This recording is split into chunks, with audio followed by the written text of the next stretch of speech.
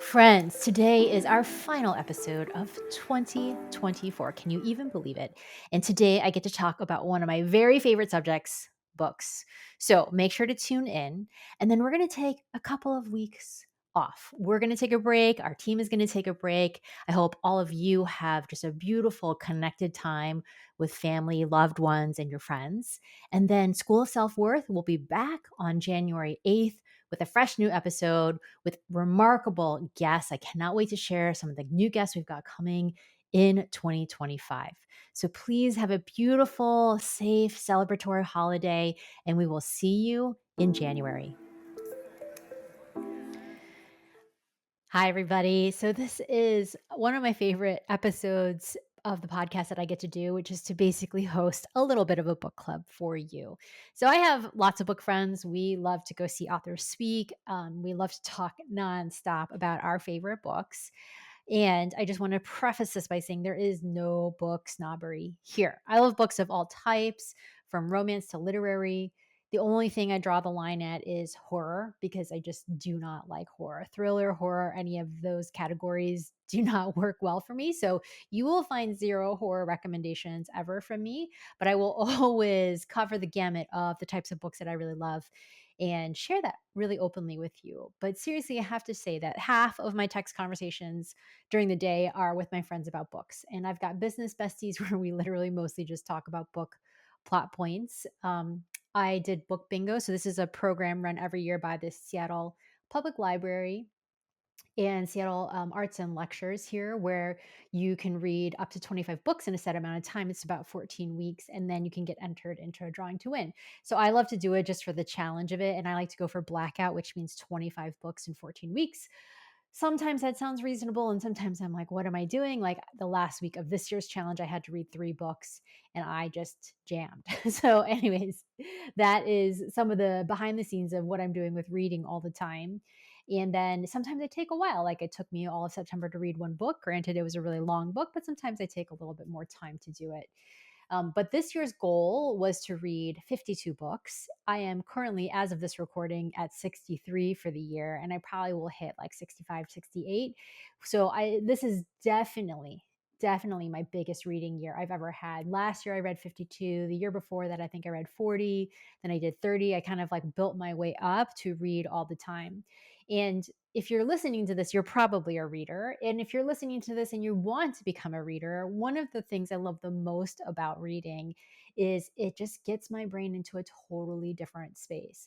Like I used to read only nonfiction books because I was like, real life is so freaking wild. Like, why would I need to go to fiction? But I have found as an adult, like I just love a novel. I love going into a world that someone has created. It gets me off my phone. It gets me immersed in a story. I learn so much around about history from historical fiction books. And I just love the characters that I get to know.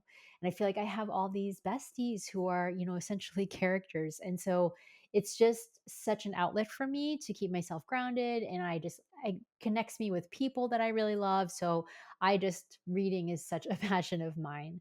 But I will also say this too, what's not on this list, which is still something I really love and that came into my life, I think actually at the end of last year. It came in last year. And then this year continued full throttle is romantasy, AKA romance fantasy. Like I love all of those books. I started with actually Fourth Wing. If you haven't read Fourth Wing by Rebecca Yarros, it's about dragons and romance, and I highly recommend it. That was my first book that got me into it, and after that, I went into ACOTAR. If you're out there and you're an ACOTAR reader, I am totally with you on all of it. I've read all the Sarah J. Maas books, Throne of Glass, Crescent City, all those series. I actually read all this year. I am waiting on tenterhooks for the third book in the Fourth Wing series to come out. On Onyx Storm comes out in January. I cannot wait. I also just read the Hidden Legacy series by Ilona Andrews. Don't judge me by the cover, but that book series was also super awesome. And none of these books are in here because it's hard for me to pick just one. I feel like I would have to pick a series or I would have to actually dissect an entire series. But I really do love them. And I feel like they just keep me, I don't know, energized. Like they're so fun. There's so much world building that I love. I love the magic for me in particular. Like I like reading regular romance sometimes, but I'm just way more into romantasy. I love the action because there's always like tons and tons of action in these magical books. So to me, it's like you get to combine like what I used to read when I was a kid. Like I loved reading Dune or Lord of the Rings, and now you're going to need to put some really hot romance in there, and that is just such a fun combination for me. So if you ever want to talk romantasy, just slide into my DMs at Nicole Song on Instagram, and let's chat about those books. Okay, on to my top books of the year. So I'm going to start off with one book. If you listen to my episode about AAPI authors that I love, there's one repeat from that list because this book was really profound. I still think about it all the time. It's basically in competition for like my top book of the year, so I couldn't leave it off. And it is Yellowface by RF Kuang. Like I love this book so much, I started reading other RF Kuang books because it's fascinating what she's done with this book. It's the one I continue to recommend, and it's the one that has sat with me for months and months since I've read it. And so this book is about a writer, a woman who steals the work of an Asian American author who dies in a freak accident. And essentially she kind of like lets her name be interpreted as Asian and publishes it as her own because she is also a writer and she desperately wants to be successful. And so this is really about the lengths she'll go to hide what she's done. And so the lengths that she goes to are pretty extreme, but she wants so desperately for this success that she just does insane things. And so it's told from her perspective. So it could be kind of hard to read the book because she's doing all of these crazy shenanigans, lying to people, tricking the, poor girl who's died, her mother, like all of this stuff is happening.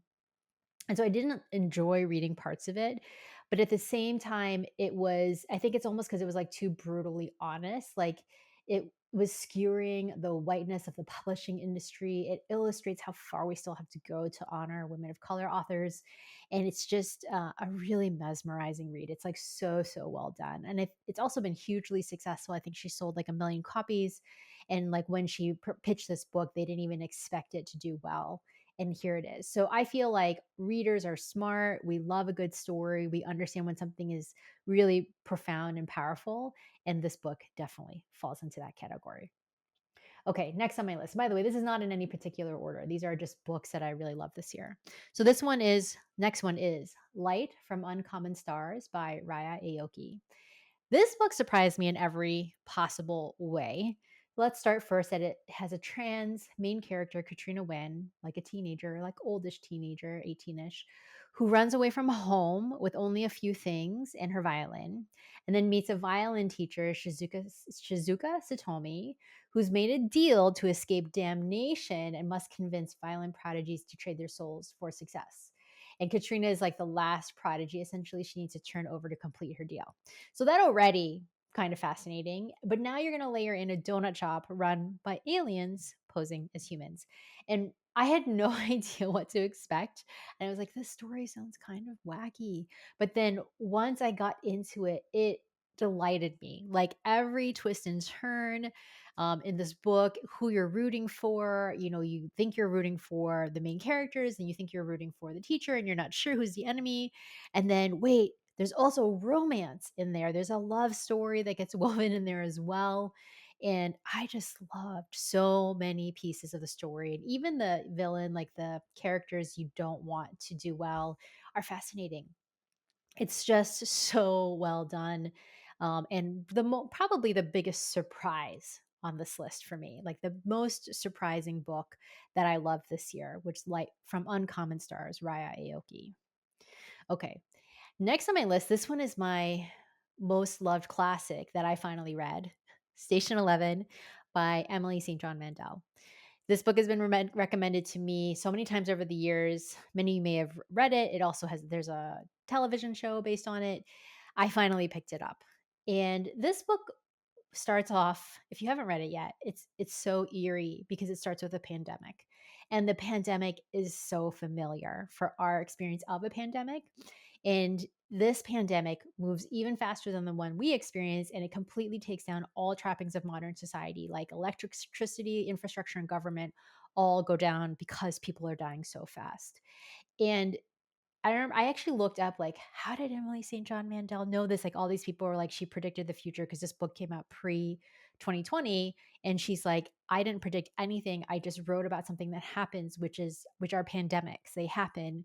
And that's all I did. So that was like a kind of fascinating thing to understand, that she was just writing about something that is actually cyclical and could happen again. Right. So that was just a really interesting thing to learn. And so the speed at which everything falls apart in her book, though, is terrifying. Like, it goes so fast. And so then you'll start to get into the story of Kirsten, an actress with the traveling symphony, and how her story intersects with other characters that you learn about. And then she encounters a really violent prophet as they're traveling on the road, going from these, like, finding these little settlements of people, and then the story takes off from there. St. John Mandel does an incredible job of weaving all these different characters you meet along the way, having them intersect with Kirsten, and then having them all, like, it all comes together and culminates so powerfully. I've read another one of her books, and she does it there as well. And she's just so remarkable at taking all these loose threads and tying them up into this potent, powerful end. And the story is so haunting, and it really illuminates so much about human nature and our capacity to live, to survive, and to actually thrive and look to what's next. So I highly recommend, if you have not read Station 11, oh, it is such a good book. I wish I could start it over again because it is really that beautifully moving.